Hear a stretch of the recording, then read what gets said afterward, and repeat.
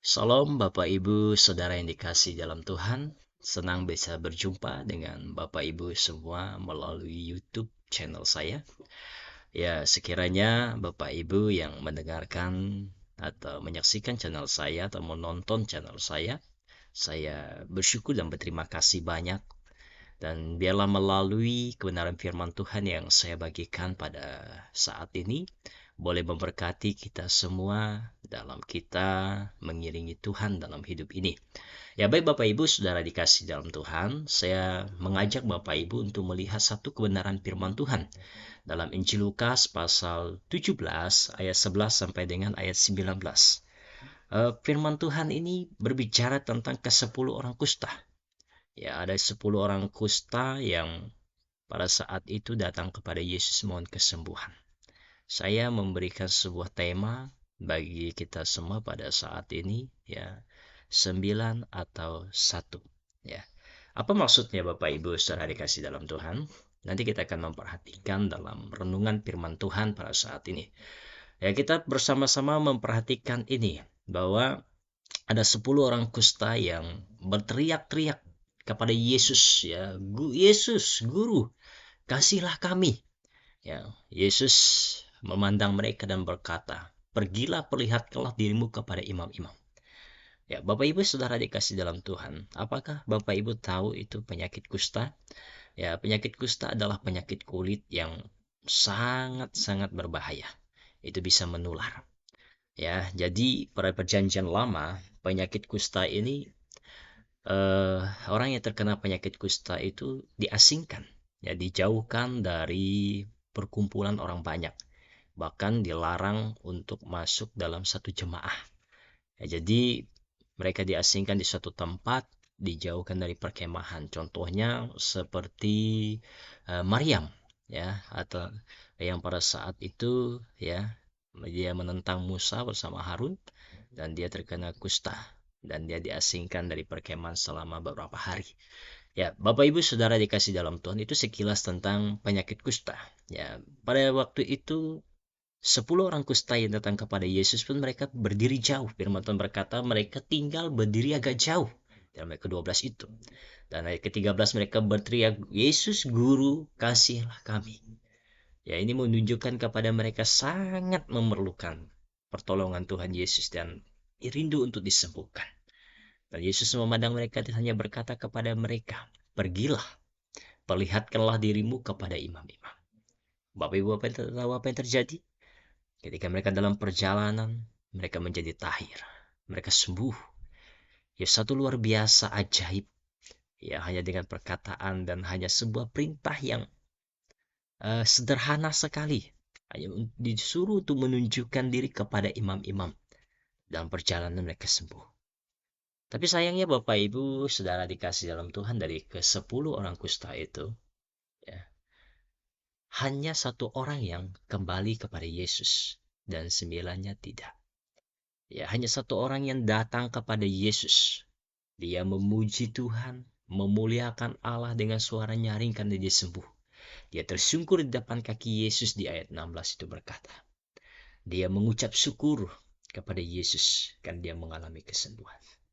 Sementara yang 9 tadi, ya, itu tidak tahu kemana mereka. Ya, setelah sembuh mereka melupakan Tuhan. Ya. Sekarang Bapak Ibu Saudara kasih dalam Tuhan. Sebagai orang Kristen, terkadang apa yang mau kita pelajari dari firman Tuhan ini?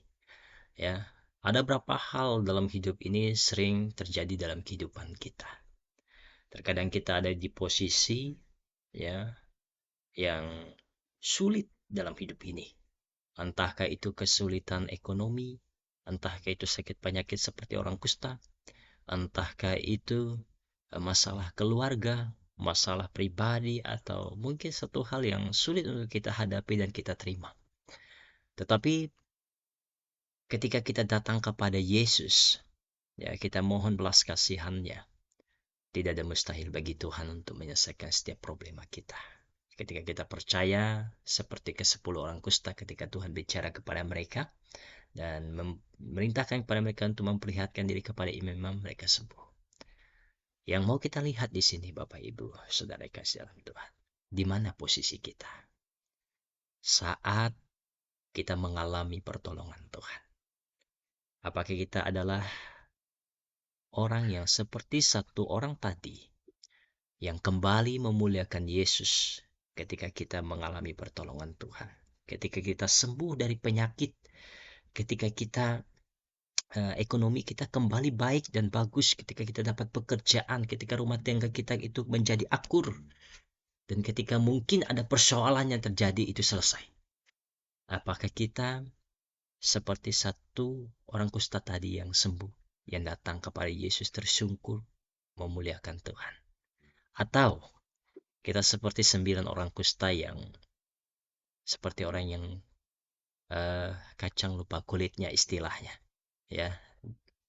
Dia tidak bersyukur, dia tidak berterima kasih kepada Tuhan. Bahkan mungkin menganggap bahwa ini kebetulan sembuh. Ini karena usahaku, ekonomiku bagus. Ini karena memang eh, satu sudah waktunya keluarga kami bagus. Ya, apakah kita demikian? Bapak, Ibu, Saudara dikasih dalam Tuhan. Jangan sampai kita lupa mengucap syukur dan berterima kasih kepada Tuhan.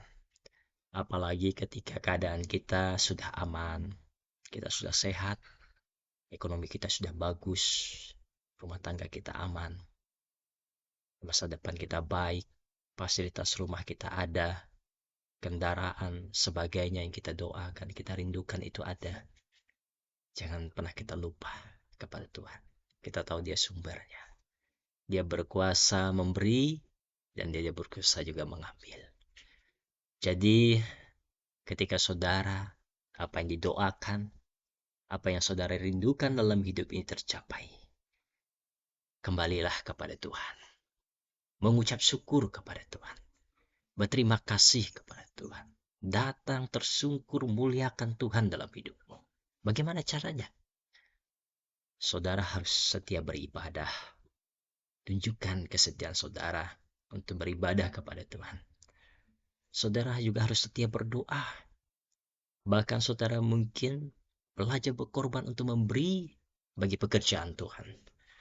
Itu adalah satu cara untuk saudara bisa mengalami mujizat Tuhan dalam hidup saudara. Saudara untuk memuliakan Tuhan. Jadi Bapak Ibu, saudara dikasih dalam Tuhan, apakah kita adalah termasuk orang yang 9 orang kusta yang tidak berterima kasih ketika Tuhan sudah menolong kita, tak melupakan Tuhan ketika keadaan kita sudah aman, atau menganggapnya biasa-biasa saja, atau kita adalah satu orang kusta tadi yang memuliakan Tuhan, bahkan tersyukur di kaki Tuhan, berterima kasih kepada Tuhan karena Tuhan sudah menolong dan menjawab dan menyembuhkan kita bahkan. Kiranya firman Tuhan pada saat ini boleh memberkati kita semua, Bapak Ibu, saudara dikasih dalam Tuhan. Dan melalui firman Tuhan ini, saya berharap Bapak Ibu boleh diberkati. Iman Bapak Ibu boleh bertambah. Iman Bapak Ibu semakin hari semakin kuat. Ya, kiranya Tuhan Yesus memberkati kita semua. Salam.